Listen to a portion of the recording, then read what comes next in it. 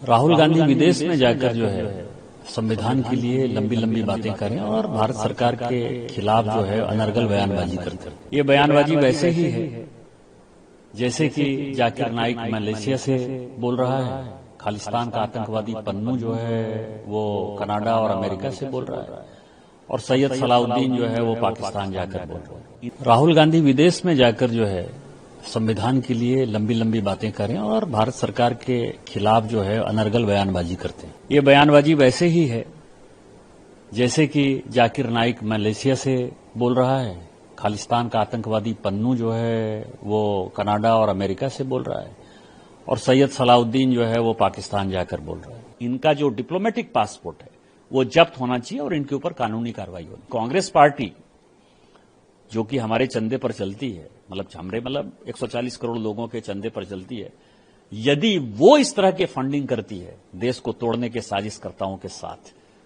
तो कांग्रेस पार्टी के भी चंदे की जांच होनी चाहिए। क्योंकि आज जो है लोग लोकतंत्र की बात कर रहे हैं, संविधान की बात कर रहे हैं।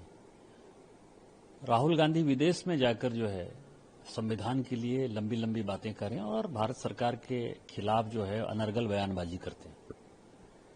ये बयानबाजी वैसे ही है जैसे कि जाकिर नाइक मलेशिया से बोल रहा है, खालिस्तान का आतंकवादी पन्नू जो है वो कनाडा और अमेरिका से बोल रहा है, और सैयद सलाउद्दीन जो है वो पाकिस्तान जाकर बोल रहा है।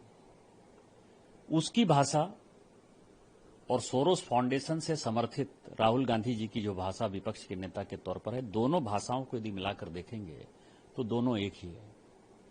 लेकिन मेरा कांग्रेस से सवाल है कि आप जिस संविधान की दुहाई दे रहे हो, 1975 में राजमाता सिंधिया जो बीजेपी की संस्थापक सदस्य थी, ग्वालियर राजघराने की महारानी थी, और मुझे लगता है कि आज भी ग्वालियर में जो है महारानी सिंधिया के बारे में जो है सभी लोग अच्छा ही बोलते हैं। मतलब वो लगातार जब चुनाव, इवन जब लोकतंत्र आ गया और चुनाव लड़ती रही, तो कोई चुनाव ऐसा नहीं है कि राजमाता सिंधिया चुनाव हारी।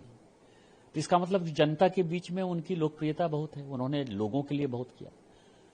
उनको केवल इसीलिए कि वो भारतीय जनसंघ का, जो पहले भारतीय जनता पार्टी का पहला रूप था, भारतीय जनसंघ की वो नेता थी, आपने उनको कैद कर लिया। उनके यहां इनकम टैक्स के रेड हो गए, उनके यहां इनकम टैक्स के रेड जो है आप समझिए कि उनके यहां और जयपुर राजघराने के यहां महारानी गायत्री देवी के यहां, क्योंकि उनकी सुंदरता से उनको परेशानी थी, दोनों को तिहाड़ जेल में बंद कर दिया। और कहां? फांसी की कोठी है जहां की बाथरूम की भी सुविधा नहीं है। आप महिला की बात करते हो, महिला अधिकार की बात करते हो, दो सभ्य महिलाएं जो कि एक ग्वालियर राजघराने की महारानी थी, भारतीय जनता पार्टी की बड़ी नेता थी, दूसरी गायत्री देवी थी जिनके पति बड़े थे, जिनके बेटे कर्नल भवानी सिंह जो है वो महावीर चक्र मिला था उनको, सैनिक थे। आपने उनको फांसी की कोठी में तिहाड़ जेल में बंद कर दिया जहां की बाथरूम तक की सुविधा नहीं थी। इतना ही नहीं, आज वांगचुक की बात कर रहे हो, बड़ा हल्ला हंगामा हो रहा है, इन्वेस्टिगेशन चल रहा है, इतने लोग हत्या में मारे गए लद्दाख में। आपको पता है वांगचुक ने क्या कहा था कि 30 साल से जो है हम एक ही चीज डिमांड करते थे कि हमको जो है यूनियन टेरिटरी का दर्जा दे दीजिए। यूनियन टेरिटरी का दर्जा दे दिया गया तो किस विदेशी ताकत के साथ मिलकर अब जो है वो कहते हैं कि राज्य दे दीजिए। मतलब एक नई बात, 30 साल में किसी ने, कांग्रेस ने कुछ नहीं किया, माननीय मोदी जी ने आपको यूनियन टेरिटरी का दर्जा दे दिया जो लद्दाख के लोग मांगते थे। इसके बाद आप इस तरह की बातें कर रहे हो, और अभी इन्वेस्टिगेशन चालू है। लेकिन आपने तो एक पत्र लिखने के चक्कर में एक केवल चिट्ठी लिखी थी। भीमसेन सच्चर बहुत बड़े स्वतंत्रता सेनानी थे, आंध्र प्रदेश के गवर्नर भी रहे। मतलब आप ये समझे, उनको 82 साल 82 ईयर्स ओल्ड भीमसेन सच्चर को रातों रात घसीट कर जो है पुलिस उनको घर से ले गई और उनको आपने अरेस्ट कर लिया। आप लोकतंत्र की बात करते हो। तो मुझे लगता है कि कांग्रेस को पूरे देश भर से माफी मांगनी चाहिए। और मेरा भारत सरकार से डिमांड यह है कि राहुल गांधी जी चूंकि डिप्लोमेटिक पासपोर्ट का यूज करते हैं, राजनयिक पासपोर्ट का यूज करते हैं, उसके एक नियम है।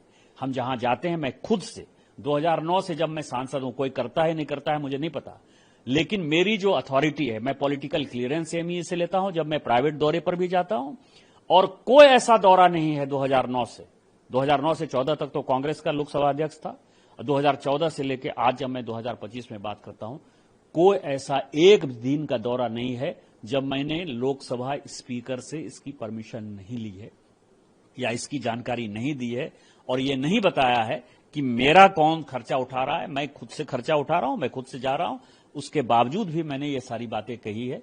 मुझे लगता है कि अब समय आ गया है, जो कॉल सकदर कहता है कि लीडर ऑफ अपोजिशन का रोल क्या होना चाहिए, उसके आधार पर इनका जो डिप्लोमेटिक पासपोर्ट है वो जब्त होना चाहिए और इनके ऊपर कानूनी कार्रवाई होनी चाहिए। सर, किसके फंडिंग से वो जा रहे हैं या एलओपी की हैसियत से जाते हैं? देखिए, उनकी जो भाषा है, मैंने जैसे कहा ना कि जाकिर नाइक की भाषा, सैयद सलाउद्दीन की भाषा, पन्नू की भाषा, ये सारी भाषाएं को यदि मिलाइए, सोरोस जो कि देश को टुकड़े टुकड़े करना चाहता है, उसकी भाषा, यदि सबकी भाषा को यदि आप मिलाइए तो आपको लगेगा कि राहुल गांधी विदेशी ताकतों के इशारे पर अपना एजेंडा लागू करना चाहते हैं, यहाँ के युवाओं को भड़काना चाहते हैं, यहाँ के महिलाओं को भड़काना चाहते हैं, यहाँ के अनुसूचित जाति जनजाति के लोगों में जो है दुर्भावना पैदा करना चाहते हैं और भारत सरकार के खिलाफ एक माहौल बनाना चाहते हैं, जो माहौल कि विदेश में रहकर विदेशी ताकतें चाहती हैं, वो उसके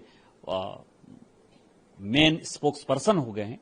तो निश्चित तौर पर भारत सरकार को इन सारे फंडिंग के बारे में, उनकी जानकारी के बारे में कि कौन फंड देता है, कैसे जाते हैं, कैसे रुकते हैं, कहां से पैसा आता है, इसके बारे में। और यदि कांग्रेस पार्टी जो कि हमारे चंदे पर चलती है, मतलब 140 करोड़ लोगों के चंदे पर चलती है, यदि वो इस तरह के फंडिंग करती है देश को तोड़ने के साजिशकर्ताओं के साथ, तो कांग्रेस पार्टी के भी चंदे की जांच होनी चाहिए।